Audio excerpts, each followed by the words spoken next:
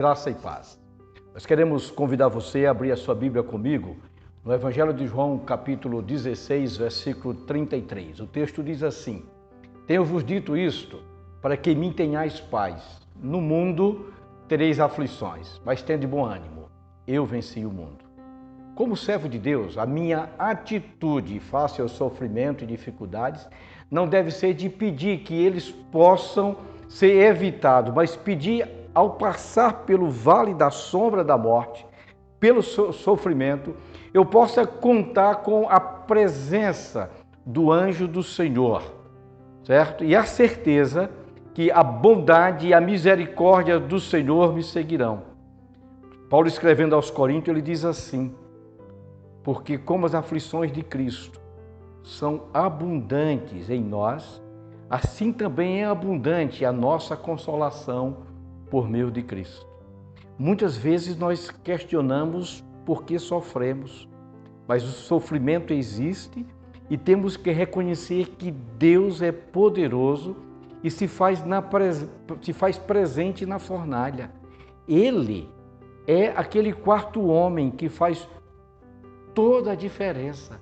Os amigos de Daniel sabiam muito bem, e foi por isso que diante do rei eles estavam absolutamente certos que Deus não iria recuar.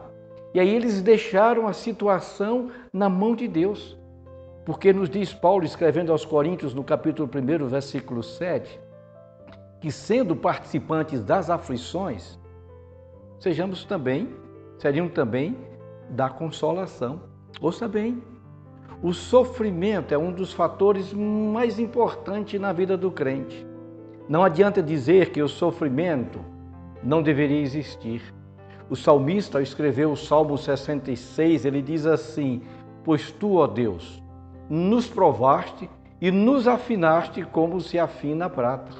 Precisamos entender que o sofrimento é para nos provar e depois de sermos provados, sermos aprovados. E aí não adianta a gente querer discutir, mas entender que o sofrimento não é para nos destruir. O fogo ardente é o fogo da fornalha. Ele é o lugarzinho, ele é o cadinho onde o metal é purificado. O fogo só destrói a escória, enquanto purifica o metal. Ouça bem, o pecado, a tristeza, o sofrimento, eles existem. E não cabe a nós dizer que Deus cometeu um erro, ou até mesmo fazer a pergunta: aonde está? Ou a semelhança dos discípulos de Jesus naquele barco, o Senhor não se importa conosco? São provas que nos ajudam na nossa maturidade. São provas que nos garantem que nós vamos chegar na outra margem. Os filhos de Israel, quando saíram do Egito, depois de uma caminhada, eles chegaram diante do Mar Vermelho. E aí? E agora? Na frente deles estava o Mar Vermelho. De um lado, uma cadeia de montanhas. Do outro lado, uma guarnição. Atrás, o exército de Faraó. Nós não entendemos a oração de Moisés, mas apenas a resposta de Deus. Por que clamas a mim? Diz aos filhos de Israel que marchem. E aí você conhece o resto da história.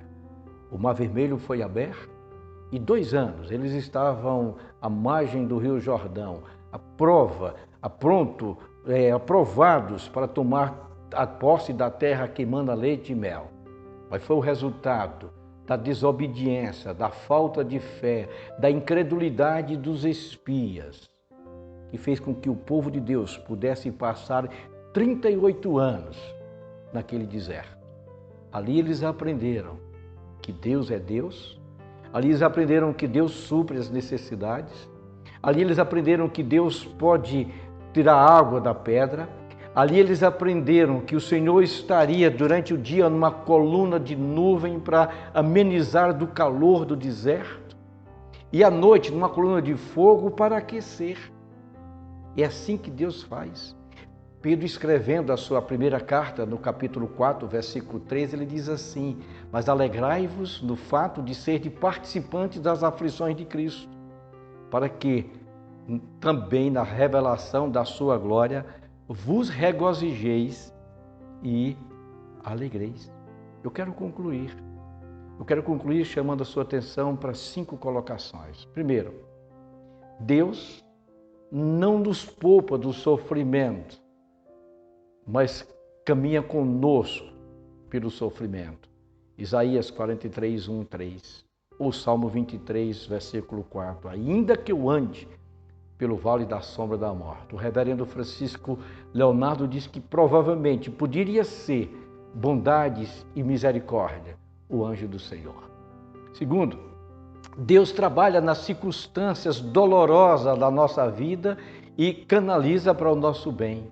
Paulo, escrevendo a Romanos capítulo 8, 28, diz que todas as coisas cooperam para o bem daqueles que amam a Deus. Ouça isto. Podemos ter até um Jordão transbordante, mas é necessário colocar o pé na água para que as águas sejam divididas. Se você puder olhar com detalhe, as águas não foram divididas ali, imediatamente onde eles colocaram os pés, mas bem próximo da cidade de Adã, cerca de mais ou menos 20 quilômetros de distância. Mas com o passar do tempo, o rio estava seco. 12 pedras foram retiradas para servir o testemunho que Deus é poderoso para fazer infinitamente mais, muito mais daquilo que pedimos ou pensamos. Terceiro, Deus transforma as circunstâncias adversas em nosso benefício. Quarto, mesmo que as circunstâncias não mudem, Deus é o mesmo e é a razão da nossa alegria. O autor Abacuque, escrevendo sobre isso, disse que mesmo que as ovelhas desapareçam, mesmo que não haja fruto na videira, mesmo que qualquer expectativa de um dia melhor, o Senhor nos assiste. E por último, podemos nos alegrar das próprias tribulações. E aí, veja o que aqui diz Romanos 5,3. Diz assim: e não somente isso, mas também nos gloriamos nas próprias tribulações, sabendo que a tribulação produz perseverança. Há mais de 90 dias nós estamos enfrentando essa situação de pandemia. Não tenha medo.